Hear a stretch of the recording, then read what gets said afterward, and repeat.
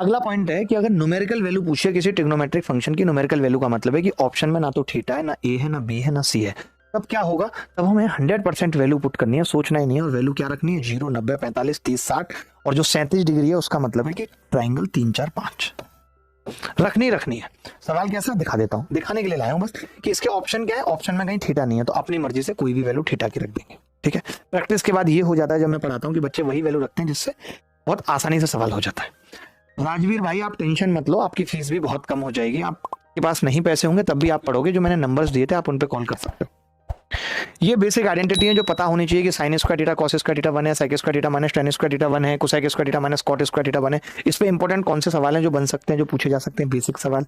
ये देखो direct identity पूछी जा रही है, डायरेक्ट आइडेंटिटी पूछी जा रही है, डायरेक्ट आइडेंटिटी पूछी जा रही है, इसमें कुछ भी नहीं है, स्क्वायर करेंगे ऐसे बेसिक सवाल पूछे जा रहे हैं। ये देखो डायरेक्ट आइडेंटिटी का मान पूछा जा रहा है, एक मौखिक बच्चा लगा सकता है।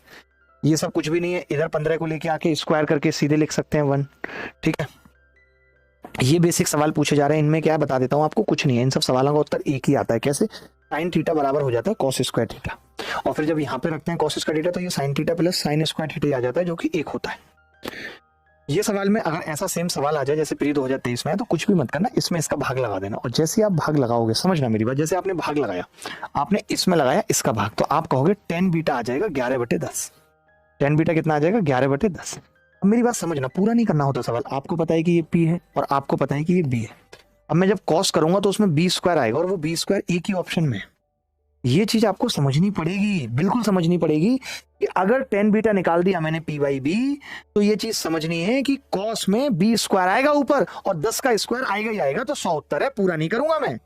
जैसे ये सवाल है तो इस सवाल में मैं पूरा नहीं करूंगा, क्यों, क्योंकि साइन स्क्वायर बीटा है तो नेगेटिव नहीं हो सकता और साइन का मान कभी 1 से बड़ा नहीं हो सकता, तो मैं सवाल भी नहीं देखूंगा, सीधे ए लगा दूंगा। ये सब अप्रोच भी हमारे दिमाग में रहनी चाहिए।